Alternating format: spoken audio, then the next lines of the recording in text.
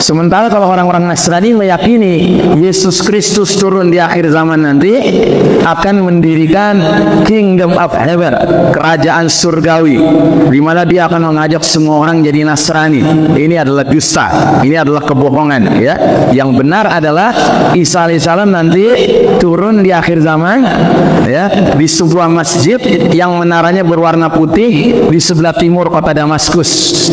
Dan ketika dia turun, dia diturunkan oleh dua malaikat, di antara dua malaikat di menara masjid itu pada saat kaum muslimin sedang siap-siap mau sholat subuh, ya.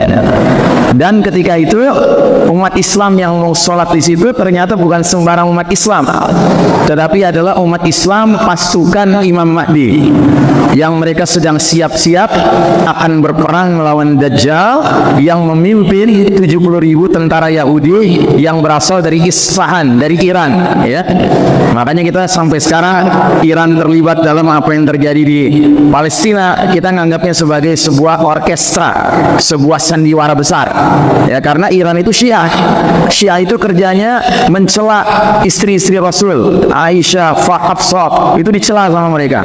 Mereka mengkafirkan Abu Bakar, Umar bin Khattab, padahal Umar bin Khattab yang membebaskan Masjidil Aqsa, ya, kan aneh. Umar bin Khattab yang membebaskan Masjidil Aqsa, yang kerja mereka tiap hari mengkafirkannya, terus tiba-tiba sekarang kelihatan paling heroik membela Palestina. Oh tidak, Pak, mereka bukan membela Palestina, mereka sedang mencontohkan bagaimana caranya menipu umat Islam sedunia, bahwa seolah-olah mereka yang paling, ya, punya keberanian. Padahal yang mereka lemparkan ke Israel itu cuma mercon-mercon aja, Pak. Nggak ada satupun berita orang Israel tewas dengan sekian ratus drone yang mereka jatuhkan di wilayah Israel.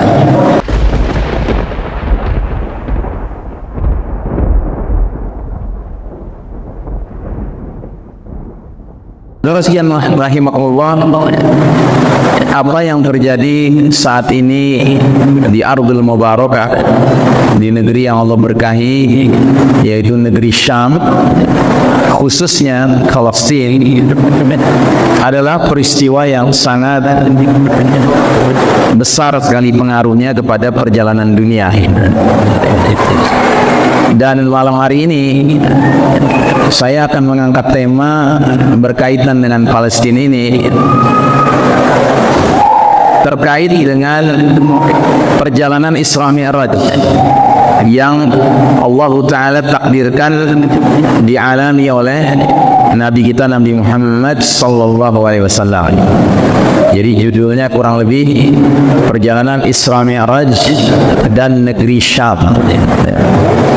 Pertama kita lihat surat Al-Isra, ayat pertama Allah Ta'ala berfirman, Subhanalladzi asra bi'abdihi laylan minal masjidil harami ilal masjidil aqsa alladzi barakna hawlahu linuriyahu min ayatina innahu huwas sami'ul basir. Maha suci Allah yang telah memperjalankan hambanya Nabi Muhammad Sallallahu Alaihi Wasallam pada suatu malam dari Al-Masjidil Haram di Makkah menuju Al-Masjidil Aqsa di Baitul Maqdis atau di Yerusalem, yang telah kami berkahi sekelilingnya agar kami perlihatkan kepadanya sebahagian dari tanda-tanda kebesaran kami. Sesungguhnya Allah, dialah yang maha mendengar lagi maha melihat. Saudara sekalian rahimakumullah, peristiwa Isra Mi'raj adalah peristiwa yang terjadi ketika Nabi Muhammad Sallallahu Alaihi Wasallam masih berada di Mekah. Dan kita tahu sewaktu Nabi masih di Mekah, maka kondisi Nabi dan para sahabat berada dalam kondisi lemah. Sebab yang berkuasa di Mekah adalah kaum musyrikin, sedangkan dakwah yang dibawakan oleh Nabi kita adalah dakwah tauhid. ajaran tauhid dengan ajaran kaum musyrikin yaitu syirik bertentangan 180 derajat. Karenanya para pemuka musyrikin Quraisy mensikapi dakwah Nabi kita dan para sahabat dengan sikap yang sangat keras sekali. Mereka menentang. Dan puncaknya dalam kondisi yang sulit seperti itu, Allah Ta'ala kemudian mentakdirkan orang-orang yang spesial di hati Rasul dipanggil pula oleh Allah Ta'ala, diwafatkan oleh Allah Ta'ala. Dalam hal ini yang pertama Allah wafatkan adalah Abu Talib, paman langsung Nabi Muhammad sallallahu alaihi wasallam. Apa istimewanya Abu Talib? Padahal Abu Talib ini seorang musyrik, seorang penyembah berhala. Istimewanya Abu Talib adalah sekalipun dia penyembah berhala, dia tidak berkeyakinan tauhid, tetapi dalam berbagai upaya-upayanya dia sering membela keponakannya, dalam hal ini Nabi Muhammad sallallahu alaihi wasallam. Sehingga perginya Abu Talib menjadi sebuah peristiwa yang sangat menyedihkan bagi Nabi kita, karena berarti salah seorang pembelanya sekalipun masih kafir itu sudah tidak ada, padahal dia termasuk pemuka orang-orang Quraisy. Dan yang lebih menyedihkan lagi, pada saat akhir dari kehidupannya Nabi kita Muhammad sallallahu alaihi wasallam menyempatkan diri untuk mengunjungi pamannya yang sedang sakit keras dalam keadaan menjelang wafat, dan Nabi kita tentunya tidak menyia-nyiakan kesempatan. Nabi berusaha untuk mengajak pada waktu-waktu akhir hidupnya agar pamannya Abu Talib ini mati dalam keadaan Islam. Sehingga Nabi berkata kepada pamannya, "Ya ammi, qul la ilaha illallah kalimatan asyhadu laka indallah." Wahai pamanku, ucapkan la ilaha illallah, suatu kalimat yang akan aku jadikan alasan di depan Allah untuk melindungi engkau dari api neraka. Tapi pada saat itu Nabi yang berdiri di sebelah kanannya Abu Talib, di seberang sebelah sana, di sebelah kirinya Abu Talib ada dua pemuka Quraisy musyrikin. Mereka berkata kepada Abu Talib, "Ya Abu Talib, atarghabuna millata Abdul Muttalib?" Wahai Abu Talib, apakah engkau akan meninggalkan agama nenek moyang kita Abdul Muttalib? Maksudnya agama syirik. Nah, jadi menjelang wafatnya Abu Talib itu mendapat dua panggilan. Satu panggilan ke Islam dari Nabi kita, dan satu panggilan untuk tetap istiqomah dalam syiriknya oleh dua pemuka musyrikin Quraisy. Dan ternyata dalam hadis riwayat Bukhari itu dikatakan Abu Talib memilih untuk mengabaikan ajakan keponakannya dan dia cenderung kepada agama Abdul Muttalib, yang artinya wafat dalam keadaan apa? Syirik, kafir, ya. Nah, ini jelas sebuah pukulan yang menyedihkan sekali bagi Nabi kita. Makanya Nabi sampai mengatakan, "Ya pamanku, aku akan mendoakan ampunan Allah untukmu selagi Allah tidak melarang." Tapi ternyata nggak berapa lama setelah peristiwa itu Allah wahyukan sebuah ayat di surat At-Taubah ayat 113 yang berbunyi, tidak pantas bagi orang-orang beriman dan Nabi untuk mendoakan ampunan Allah bagi orang-orang yang sudah jelas mati dalam keadaan ya kafir. Ya. Nauzubillahi min dzalik. Nah, ini peristiwa pertama, kesedihan pertama Nabi pada tahun itu. Kesedihan yang kedua, Nabi kemudian ditinggalkan oleh istri tercintanya Khadijah radhiyallahu anha, wanita yang mendampingi beliau ketika beliau pertama kali menerima wahyu dari malaikat Jibril. Dan Khadijah menunjukkan pembelaannya kepada Nabi kita, sekalipun Khadijah tidak mengerti sebenarnya siapa siapa yang datang menemui Nabi di Gua Hira itu. Ya. Nah, sehingga Khadijah ini terkenal sebagai pendamping Nabi yang sekaligus menjadi pemeluk agama Islam yang paling pertama dari seluruh masyarakat Mekah yang ada waktu itu. Karenanya kehilangan Khadijah adalah satu duka yang sangat dalam bagi Nabi Muhammad sallallahu alaihi wasallam. Nah, maka dikenallah tahun itu sebagai Amul Huzn, tahun kesedihan bagi Nabi Muhammad SAW. Nah, karenanya Allah Ta'ala kemudian memberikan hiburan kepada Nabi kita dengan peristiwa surat Al-Isra ayat pertama ini. Allah perjalankan Nabi kita dalam satu malam dari Masjidil Haram ke Masjidil Aqsa, kemudian dari Masjidil Aqsa menembus 7 lapis langit sampai berjumpa dengan Allah Ta'ala dan menerima perintah untuk menegakkan sholat 5 waktu. Masya Allah. Ya. Nah, jadi saudara rahimakumullah, yang menarik dari hadis ini, dari peristiwa Isra Mi'raj adalah bahwa Allah takdirkan Nabi kita mengadakan perjalanan antara dua masjid, Masjidil Haram di Mekah dengan Masjidil Aqsa di Baitul Maqdis atau di Jerusalem. Padahal dua masjid ini dalam satu hadis diterangkan adalah dua masjid yang pertama kali berdiri di muka bumi. Masjidil Haram yang pertama kali dibangun oleh Ibrahim alaihissalam beserta putranya Ismail alaihissalam, sedangkan masjid kedua yang dibangun adalah Masjidil Aqsa di Jerusalem, dibangun juga oleh Ibrahim alaihissalam beserta putranya yang bernama Ishak alaihissalam. Masya Allah. Ya. Nah, jadi sekaligus peristiwa Isra Mi'raj ini pelajaran besarnya bagi kita umat Islam adalah dua masjid ini adalah masjid yang sangat penting dalam perjalanan ya sejarah umat Islam ini. Oleh karenanya ada sebuah hadis di mana Nabi Muhammad sallallahu alaihi wasallam bersabda, "La tashiddu rihal illa ala thalathati masajid." Janganlah kalian mengadakan perjalanan rohani yang sungguh-sungguh kecuali ketiga masjid. Yang pertama masjidku ini, Masjid An-Nabawi di kota Madinah. Yang kedua Masjidil Haram di Mekah. Dan yang ketiga Masjidil Aqsa di Baitul Maqdis di Jerusalem. Jadi kalau kita mau mengadakan perjalanan rohani, peribadatan yang serius, ketiga masjid ini silahkan. Tapi jangan ke masjid yang lain. Ya, misalnya kita ke Masjid Istiqlal serius-serius gitu, nggak ada perlunya, nggak ada perlunya.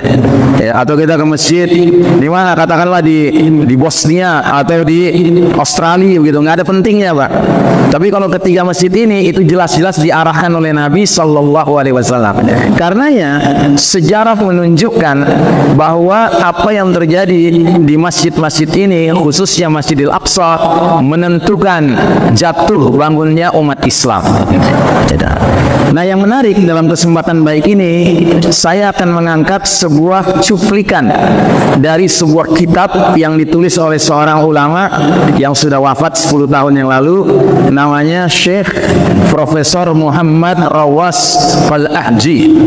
Beliau menulis kitab dengan judul Qiraah Siyasiyah Lis-Sirah An-Nabawiyah, yang artinya analisa politik terhadap sejarah perjuangan Nabi Muhammad sallallahu alaihi wasallam, khususnya dia membahas tentang peristiwa Isra Mi'raj dalam kaitan dengan apa? Dalam kaitan dengan politik, ya. Dan ini termasuk kajian yang jarang sekali dibahas oleh para ulama. Banyak ulama-ulama membahas tentang sirah nabawiyah, tentang peristiwa Isra Mi'raj, tapi jarang sekali membicarakannya dalam konteks politik, Pak. Padahal ternyata di balik peristiwa Isra Mi'raj ini ada konteks-konteks politik atau isyarat-isyarat politik yang terjadi di balik peristiwa Isra Mi'raj. Apa sajakah itu? Yang pertama, tampilnya Nabi Muhammad sallallahu alaihi wasallam menjadi imam salat bersama para nabi lainnya di Masjidil Aqsa, dan pengakuan para nabi akan hal itu dengan bukti mereka semua salat di belakang Rasulullah sallallahu alaihi wasallam menunjukkan perubahan politik. Dari mana? Dari yang tadinya umat manusia dipimpin oleh Bani Israel.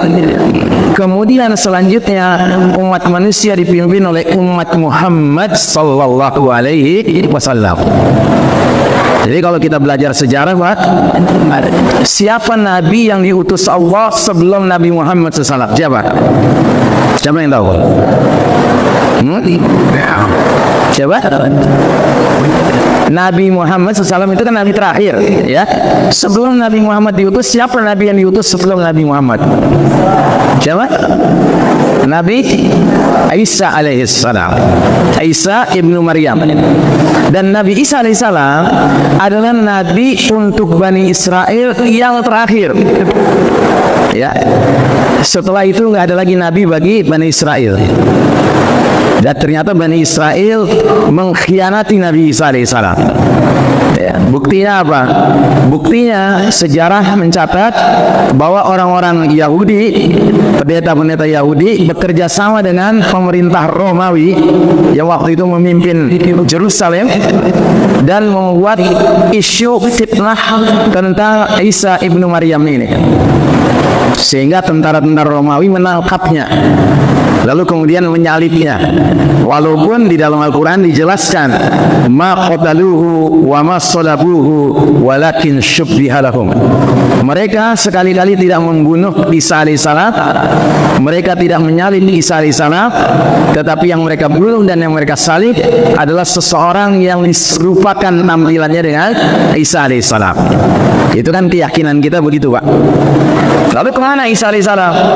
Ya di dalam Al-Quran diterangkan barrafa'ahullahu ilaih. Tetapi yang sebenarnya terjadi adalah Allah angkat Isa alaihissalam ke langit, ditahan di langit sampai kapan? Sampai nanti jadwal turunnya kembali di akhir zaman, ya. Dan sampai sekarang Isa alaihissalam belum turun, tapi dia akan turun. Itu keyakinan kita. Ilmu akhir zaman mengajarkan, hadis-hadis Nabi menerangkan bahwa Isa alaihissalam nanti di akhir zaman akan turun. Jadi keyakinan kita kaum muslimin dengan keyakinan kaum Nasrani ada miripnya dalam hal ini, tapi hanya dalam hal itu saja kita mirip, sisanya berbeda. Kalau kita meyakini Isa alaihissalam nanti turun di akhir zaman menjadi pengikut Nabi Muhammad sallallahu alaihi wasallam, sementara kalau orang-orang Nasrani meyakini Yesus Kristus turun di akhir zaman nanti akan mendirikan Kingdom of Heaven, kerajaan surgawi, di mana dia akan mengajak semua orang jadi Nasrani. Ini adalah dusta, ini adalah kebohongan, ya. Yang benar adalah Isa alaihissalam nanti turun di akhir zaman, ya, di sebuah masjid yang menaranya berwarna putih di sebelah timur kota Damaskus. Dan ketika dia turun, dia diturunkan oleh dua malaikat, di antara dua malaikat di menara masjid itu pada saat kaum muslimin sedang siap-siap mau sholat subuh, ya. Dan ketika itu umat Islam yang mau sholat di situ ternyata bukan sembarang umat Islam, tetapi adalah umat Islam pasukan Imam Mahdi yang mereka sedang siap-siap akan berperang melawan Dajjal yang memimpin 70.000 tentara Yahudi yang berasal dari Isfahan, dari Iran, ya. Makanya kita sampai sekarang Iran terlibat dalam apa yang terjadi di Palestina, kita menganggapnya sebagai sebuah orkestra, sebuah sandiwara besar, ya, karena Iran itu Syiah. Syiah itu kerjanya mencela istri-istri Rasul, Aisyah, Hafsah, itu dicela sama mereka. Mereka mengkafirkan Abu Bakar, Umar bin Khattab, padahal Umar bin Khattab yang membebaskan Masjidil Aqsa, ya. Kan aneh, Umar bin Khattab yang membebaskan Masjidil Aqsa, yang kerja mereka tiap hari mengkafirkannya, terus tiba-tiba sekarang kelihatan paling heroik membela Palestina. Oh tidak, Pak, mereka bukan membela Palestina, mereka sedang mencontohkan bagaimana caranya menipu umat Islam sedunia bahwa seolah-olah mereka yang paling, ya, punya keberanian. Padahal yang mereka lemparkan ke Israel itu cuma mercon-mercon aja, Pak. Nggak ada satupun berita orang Israel tewas dengan sekian ratus drone yang mereka jatuhkan di wilayah Israel. Nah, jadi saudaraku rahimakumullah, hadis Nabi nggak pernah berbohong. Dajjal nanti mimpin 70.000 pasukan Yahudi yang berasal dari Iran, Pak. Ya. Nah, jadi saudaraku rahimakumullah, kita lanjutkan. Jadi Nabi Muhammad sallallahu alaihi wasallam memimpin salat di Masjidil Aqsa, di belakangnya semua nabi-nabi lainnya menjadi makmum, menandakan sejak saat itu Bani Israel sudah tutup buku, sudah nggak berhak lagi memimpin dunia karena sudah gagal menjalankan amanah Allah Ta'ala. Makanya Bani Israel ini awal mulanya adalah satu kaum yang sangat dimuliakan oleh Allah Ta'ala. Disebutkan di banyak ayat, misalnya surat Al-Baqarah dikatakan, inni faddaltukum 'alal alamin ya Bani Israel uzkuru ni'mati allati an'amtu 'alaikum wa anni faddaltukum 'alal alamin. Hai Bani Israel, ingatlah nikmatku kepada kalian, ya, di mana kami telah mengangkat kalian, melebihkan kalian di hadapan segenap bangsa lainnya. Ya, itu dulu, Pak. Tapi kemudian Bani Israel tidak pandai mensyukuri nikmat Allah. Tidak ada bangsa di muka bumi ini dikirim oleh Allah utusan-utusan, rasul-rasul lebih banyak dari Bani Israel. Bani Israel ini terbanyak dikirim rasul oleh Allah Ta'ala. Cuma problemanya apa? Setiap rasul datang didustakan oleh Bani Israel. Bahkan rasul-rasul itu bukan saja didustakan, dibunuh oleh Bani Israel. Makanya kita tahu sejarahnya, Nabi Zakaria alaihissalam dibunuh oleh Bani Israel. Nabi Yahya alaihissalam dibunuh oleh Bani Israel. Bahkan Nabi Isa alaihissalam, mereka berusaha untuk membunuhnya tapi gagal. Nah, jadi saudaraku rahimakumullah, akhirnya keluarlah ketentuan Allah, fabima naqdihim mitsaqahum la'annahum wa ja'alna qulubahum qasiyah. Dikarenakan mereka Bani Israel terus-menerus membatalkan perjanjian dengan Allah Ta'ala, maka kami laknat mereka dan kami jadikan hati mereka keras membatu. Jadi kalau satu kaum hatinya sudah keras membatu, apa yang terjadi pada dirinya? Yang terjadi adalah dia akan memandang segala sesuatu terbalik-balik, Pak. Apa yang Allah bilang hak, benar, kata mereka batil. Apa yang Allah bilang batil, salah, kata mereka hak, benar. Apa yang Nabi Muhammad SAW katakan sebagai fitnah, sebagai sebuah cobaan yang serius, yang mengerikan, mereka justru menganggapnya sebagai sebuah jalan keluar. Makanya Nabi bersabda, sepanjang sejarah Bani Adam tidak ada a'zamul fitnah, tidak ada fitnah lebih dahsyat dari khurujud Dajjal, keluarnya Dajjal. Jadi bagi kita umat Islam, Dajjal itu fitnah yang paling dahsyat, Pak. Nggak ada fitnah lebih hebat dari Dajjal. Tapi bagi Bani Israel Yahudi, mereka menanti-nanti kedatangan Dajjal untuk diperlakukan sebagai apa? Sebagai sang juru selamat, sebagai pemimpin mereka. Ya, jadi semua terbalik-balik karena hati mereka sudah keras membatu. Makanya kalau hari ini seluruh dunia teriak-teriak, "Hei Israel, hentikan genosida kalian, pembantaian kalian atas rakyat Palestina." Apa jawab mereka? Jawab mereka, kami nggak pernah melakukan pembantaian, kami sedang membela diri. Iya dah? Iya. Nah, inilah sifat dasar dari Bani Israel yang ujung-ujungnya Allah Ta'ala menyuruh kita umat Islam dalam sholat kita wajib kita membaca ayat yang di dalamnya menyebut-nyebut tentang Bani Israel dengan kalimat al-maghdubi alaihim. Di mana kita baca ayat ini, Pak? Di surat Al-Fatihah. Ya, ingat ya, nggak sah seorang muslim sholat kalau nggak baca surat Al-Fatihah. Sedangkan dalam surat Al-Fatihah cuma satu permohonan yang kita ajukan kepada Allah Ta'ala dari 7 ayatnya, ihdinas siratal mustaqim, tunjuki kami jalan yang lurus ya Allah. Jalan yang mana itu? Siratal ladzina an'amta alaihim, jalannya orang-orang yang mendapat nikmat karena menempuhnya. Siapa orang-orang ini? An-nabiyyin, para nabi-nabi. As-siddiqin, orang-orang yang jujur ucapan, jujur perilaku. As-syuhada, orang-orang yang mati syahid di jalan Allah Ta'ala. Dan as-salihin, orang-orang yang saleh. Kita minta kepada Allah agar kita dikumpulkan bersama manusia-manusia mulia tersebut, para nabi, siddiqin, syuhada, salihin. Tapi bukan hanya itu kita minta kepada Allah. Kita minta kepada Allah, ghairil maghdubi alaihim. Ya Allah, jangan masukkan kami ke dalam golongan orang-orang yang Engkau murkai. Al-maghdubi alaihim itu orang-orang yang Engkau murkai. Siapa mereka? Seorang sahabat bertanya kepada Nabi dalam sebuah hadis, "Ya Rasulullah, man humul maghdubi alaihim?" Siapa itu mereka yang dimurkai Allah dalam surat Al-Fatihah? Nabi menjawab, "Humul Yahud." Mereka adalah bangsa Yahudi. Dan alhamdulillah, dengan kejadian Tufanul Aqsa, perang di Gaza sekarang ini, mata dunia terbuka. Mata dunia jadi sadar, oh ya benar, ternyata bangsa Israel ini adalah bangsa yang pantas dikutuk sama Allah Ta'ala. Karena apa? Karena kelakuan mereka yang luar biasa zalimnya, ya. Nah, jadi saudara Allah, sudah lewat zamannya Bani Israel memimpin dunia ini. Sekarang ini dunia harus dipimpin oleh umat Muhammad sallallahu alaihi wasallam, ya. Dan itulah kejadian salat Nabi memimpin para anbiya, para nabi-nabi di Masjidil Aqsa dalam peristiwa Al-Isra, ya. Yang kedua, pilihan Nabi Muhammad sallallahu alaihi wasallam dalam perjalanan Isra Mi'raj, ditawarkan oleh malaikat Jibril dua pilihan minuman. Yang satunya susu, yang satunya apa? Khamar, ya, arak, ya, minuman keras, minuman yang memabukkan. Ternyata Nabi memilih yang mana? Nabi memilih minum susu. Karenanya malaikat Jibril alaihissalam berkata kepada Nabi kita, engkau telah membimbing menuju fitrah, ya, kamu telah membimbing umatmu.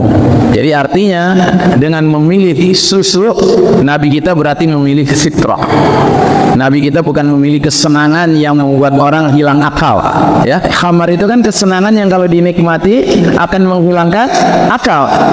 Tapi kalau minum susu itu cenderung menjadikan orang itu fitrahnya terjaga, begitu. Karena susu ini minuman yang murni. Nah, jadi saudara rahimakumullah, di balik peristiwa Nabi memilih susu daripada khamar, dikatakan oleh penulis kitab ini, Profesor Ar-Rawas tadi, ya, bahwa sistem yang akan diturunkan kepada Nabi Muhammad SAW, ya, agar kamu membangun sebuah pemerintahan Islam yang mana sistemnya itu sejalan dengan fitrah manusia, ya.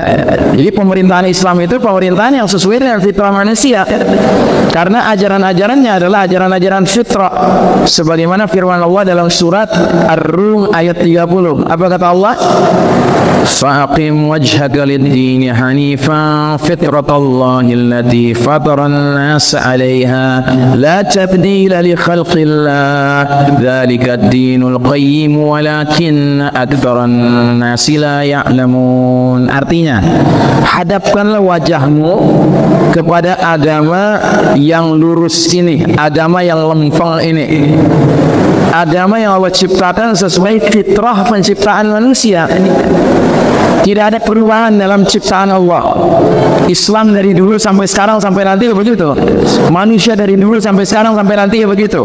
Manusia itu kalau lapar perlu makan. Manusia itu kalau haus perlu minum. Manusia itu kalau sudah dewasa muncul kebutuhan syahwat biologis seksualnya harus menikah. Itulah ajaran Islam. Islam itu bukan ajaran yang karena mengutamakan kesucian sampai membuat orang mengharamkan menikah, sampai membuat orang terus-menerus berpuasa, sampai menyebabkan orang sholat malam terus gak tidur-tidur. Bukan itu ajaran Islam. Ajaran Islam itu ajaran yang sesuai dengan fitrah. Nah, jadi peristiwa Isra Mi'raj di mana Nabi memilih susu daripada khamar menunjukkan bahwa umat ini mempunyai sistem nilai yang sejalan dengan fitrah, ya, yang karenanya ini dibutuhkan oleh semua manusia, bukan hanya kalangan tertentu saja. Dahulu ada 3 sahabat Nabi datang ke rumah Nabi, ingin ketemu Nabi, tapi Nabi nggak ada. Akhirnya mereka ketemu dengan istri Nabi, yaitu Aisyah radhiyallahu anha. Dan mereka rupanya datang ingin mendengar bagaimana Nabi itu kalau beribadah di dalam rumah. Mereka sudah tahu bagaimana Nabi kalau beribadah di masjid, di depan umum ya. Tapi di dalam rumah kan yang tahu istrinya. Akhirnya mereka pun bertanya. Setelah dijelaskan oleh Aisyah radhiyallahu anha, mereka semua tercengang. Sampai yang satu mengatakan, kalau begini caranya, saya mau puasa terus-menerus nggak buka-buka. Yang kedua berkata, kalau begini caranya, saya mau sholat malam terus nggak tidur-tidur. Sedangkan yang tiga berkata, kalau begini caranya, saya akan jauhi wanita selama-lamanya. Pulanglah mereka dengan kebulatan tekadnya masing-masing yang didengar oleh istri Rasul. Nabi pulang ke rumah. Sampai di rumah, Bunda Aisyah menceritakan apa yang terjadi tadi. Nabi terkejut mendengarnya. Langsung dikumpulkan kaum muslimin di masjid. Lalu Nabi menyampaikan tausiah, menyampaikan nasihat. Mata kaumin, ada apa dengan kaum ini? Saya dengar ada yang bertekad mau puasa terus-terusan enggak buka-buka. Ada yang bertekad begini, ada yang bertekad begitu. Walladzi nafsi Muhammad biyadi, demi Allah yang jiwa aku dalam genggamannya, aku ini orang yang paling ngerti tentang takwa. Tetapi aku berpuasa, aku berbuka. Aku salat malam dan aku tidur malam. Dan aku menikahi wanita. An-nikahu sunnati, faman raghiba an sunnati falaysa minni. Nikah itu tradisiku. Siapa yang tidak suka dengan tradisiku, dia bukan golonganku. Masya Allah Ta'ala. Jadi hadis ini pelajarannya dalam sekali, Pak. Hadis ini mengajarkan kepada kita umat Islam, betapapun kita cinta untuk mensucikan jiwa, tapi itu bukan berarti kita harus meninggalkan dunia 100%. Tidak demikian. Wabtaghi fima ataqallahu ad-darul akhirah wa la tansa nasibaka minad dunya. Kejarlah apa-apa yang Allah sudah sediakan buat kalian berupa kenikmatan-kenikmatan negeri akhirat, tapi jangan lupakan bahagianmu dari dunia. Begitu. Nah, ini ajaran Islam lewat peristiwa Isra Mi'raj dengan Nabi memilih susu daripada khamar, mengajarkan bahwa sistem Islam adalah sistem yang sesuai dengan fitrah manusia. Ya. Karenanya ketika sekarang terjadi apa yang terjadi di Palestina, di Gaza, nggak kurang-kurang ada orang di barat, orang Kanada. Orang Kanada itu dia orang kafir, bukan Muslim. Dia sampai mengatakan, saya sudah nggak sabar menunggu kapan umat Islam memimpin dunia ini. Masya Allah. Terus dia bilang, saya bukan seorang Muslim, tapi saya yakin ajaran mereka adil. Dan saya yakin kalau mereka memimpin dunia ini, mereka akan mengharamkan riba, katanya. Sedangkan riba itulah yang menyebabkan menjamurnya berbagai bank-bank yang justru tidak di biang kerok permasalahan ekonomi modern. Dan kemudian dia katakan, saya lebih rela membayar jizyah daripada membayar pajak. Masya Allah. Mungkin kalau kita yang duduk di sini sekarang ditanya, apa itu jizyah? Mungkin ada yang nggak ngerti, Pak. Apa itu jizyah, Pak? Siapa yang tahu? Apa jizyah, Bu? Ada yang tahu? Ya, bahkan kita sendiri banyak yang nggak tahu, Pak. Dia berarti belajar. Silakan dilihat surat At-Taubah ayat 29. Di situ ada kata jizyah. Jizyah itu adalah pajak yang wajib dibayar sekali setahun oleh orang non-Muslim yang tinggal dalam sebuah pemerintahan Islam. Kalau kita kaum muslimin hidup di bawah pemerintahan Islam, cukup setahun sekali bayar zakat. Kalau mereka karena bukan Muslim, mereka bayar pajak non-Muslim namanya jizyah, Pak. Dan Anda tahu kalau mereka bayar rutin jizyah dengan tertib, patuh kepada pemerintahan Islam walaupun bukan Muslim, maka pemerintahan Islam wajib menjamin 3 hal. Apa itu? 1, menjamin keselamatan nyawa si kafir itu. Tidak boleh diutak-atik sama Muslim manapun, apalagi dibunuh, tidak boleh. Dilindungi oleh pemerintahan Islam. Yang kedua, karena mereka rutin membayar dengan patuh jizyah setiap tahun sekali, mereka dijamin keselamatan hartanya. Hartanya nggak boleh dirampas oleh Muslim manapun. Dan yang ketiga, dijamin kebebasannya berkeyakinan selain Islam dan beribadah selain Islam menurut keyakinannya, dengan syarat beribadahnya hanya boleh di tempat ibadah yang disediakan oleh pemerintahan Islam atau di rumahnya, tapi nggak boleh di depan umum. Nah, ini orang tahu, Pak. Ya, karena apa? Karena fitrahnya inginnya hidup di bawah naungan sistem yang nilai-nilainya adil, Pak. Masya Allah Ta'ala. Dan kita bersyukur perilaku warga Gaza yang begitu sabar, yang begitu tabah, yang begitu teguh pendirian, yang begitu bahkan bersyukur kalau ada keluarganya yang mati syahid, ya, bukannya bersedih, itu telah membuat banyak orang-orang di Barat hari ini terheran-heran, terkagum-kagum, bahkan membuat mereka penasaran, apa sih keyakinannya orang-orang Gaza ini, kok bisa begitu mereka? Enggak anak kecilnya, enggak perempuannya, enggak orang lansianya. Kalau diwawancara jawabannya cuman hasbunallah wa ni'mal wakil, cukup Allah sebagai pelindung kami. Ya, kita perlu tangguni sama mereka, Pak. Mereka sedang dianiaya sama Israel, sama zalimin Yahudi ini, tapi mereka justru memperlihatkan inilah umat Islam, ini wajah orang-orang beriman yang sejati, wajah orang-orang yang tidak ada ceritanya mengutuk sini mengutuk sana, tidak ada, tapi yang ada adalah keridhaan dan kesabaran menghadapi situasi dan kondisi yang begitu berat. Ya, dan mereka punya alasan kenapa mereka tetap tinggal di situ walaupun dibantai. Alasan mereka adalah melaksanakan ribat. Anda tahu ribat? Ribat itu artinya berjaga-jaga di negerinya, ya, daripada orang kafir ngambil alih negerinya, lebih baik kami mati membela negeri ini, sekalipun kami membelanya tidak dengan kemampuan yang mencukupi. Nah, jadi saudara rahimakumullah, ini poin kedua. Poin yang ketiga, tampilnya Rasulullah Muhammad sallallahu alaihi wasallam menjadi imam salat juga menunjukkan pembatalan segala amal yang dikerjakan atas dasar nilai-nilai yang sudah menyimpang dan sudah usang, sudah melampaui batas waktunya, sejarahnya. Ya, sudah tua, sudah kuno nilai-nilainya. Untuk selanjutnya diganti dengan nilai-nilai Islam yang baru, yang adil dan sejalan dengan fitrah, yang nilai-nilai Islam. Ini menunjukkan perubahan yang sifatnya konstitusional atau masyru'iyah, ya. Jadi artinya begini, semenjak Nabi menjadi imam salat, ya, waktu itu, maka semua nilai-nilai yang datang kepada Nabi Muhammad SAW, nilai-nilai Islam lewat Al-Quran, lewat sunnah Nabi, itulah yang pantas dijadikan konstitusi kehidupan masyarakat dunia, Pak. Konstitusi tahu ya, Pak, ya, undang-undang dasar, gitu loh. Kan aneh, kita Muslim meyakini Allah Ta'ala menciptakan jagat raya, tapi kita meragukan Allah bisa menyusun konstitusi. Kita lebih percaya konstitusi bikinan manusia. Kan aneh, Pak. Emang manusia itu siapa? Manusia itu kan ciptaan Allah. Kok kita percaya konstitusi bikinan manusia, tapi nggak percaya konstitusi bikinan Allah Ta'ala?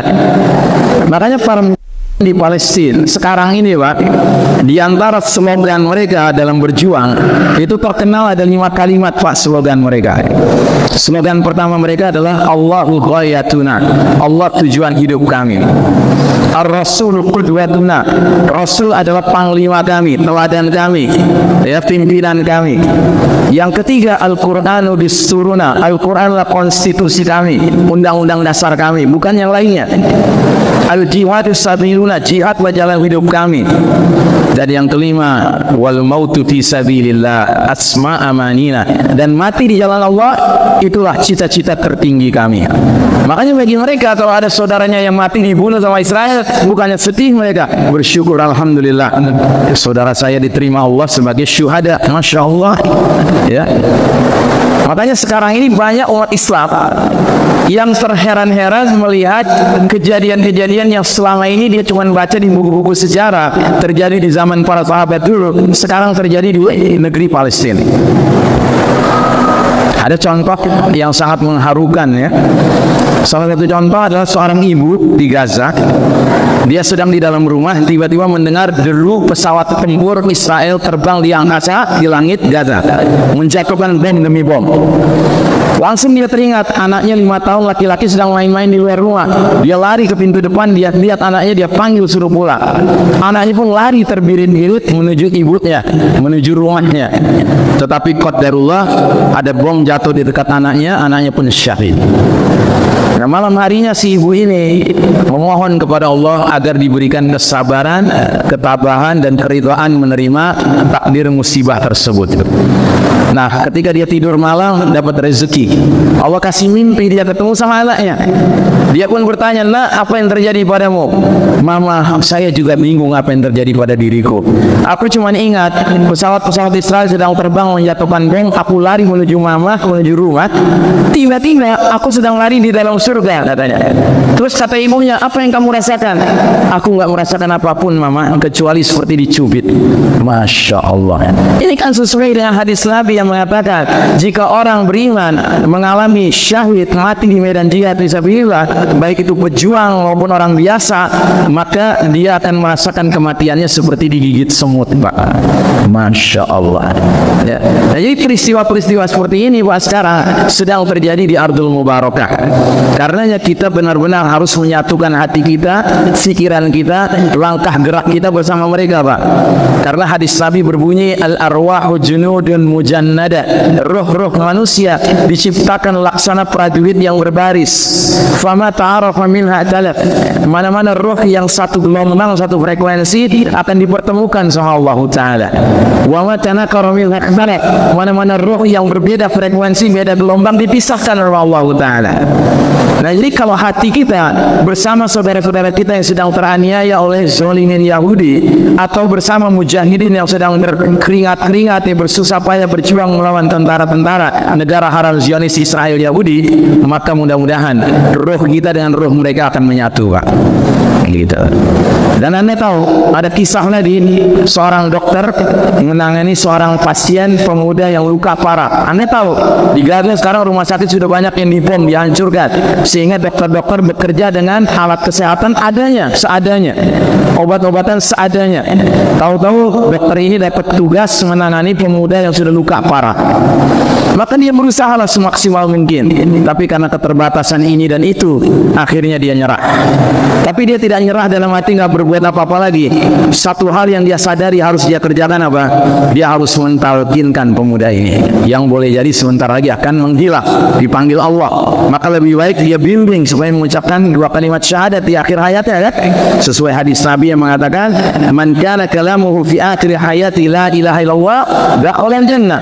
Barang siapa yang akhir hidupnya mengucapkan kalimat la ilaha illallah, pasti masuk surga. Nah, maka si dokter ini mendekatkan mulutnya ke telinga si pemuda ini. Dia ucapkan 2 kalimat syahadat berulang-ulang, tapi pemuda ini tidak bereaksi. Sudah sangat berat penyakitnya. Tiba-tiba dalam keadaan dia sedang setengah menyerah, si dokter ini tahu-tahu pemuda ini mengucapkan 2 kalimat syahadat dengan jelas sekali. Dan begitu selesai dia ucapkan 2 kalimat syahadat, syahid dia, dipanggil sama Allah. Maka si dokter ini menangis, tapi menangis gembira, Pak, bukan menangis sedih, ya. Lagi dia menangis begitu, ibu si pemuda melihat si dokter nangis, bingung. Dia bilang, "Dok, ada apa?" Dia ceritakan apa yang terjadi pada anaknya. Maka si ibu ini bilang, "Dok, ketahuilah, anak saya itu telinganya bisuli," katanya, nggak bisa mendengar. Masya Allah. Jadi rupanya si dokter ini ketika mengucapkan 2 kalimat syahadat dengan mulutnya, ternyata ruhnya ikut berbicara.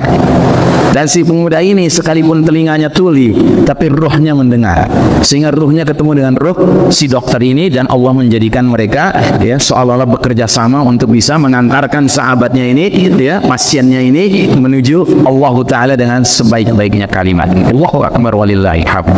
Nah, jadi kejadian-kejadian seperti ini, Pak, ini yang harusnya membuat kita bukannya sedih melihat apa yang terjadi di Palestina, Pak. Kita harus bergembira.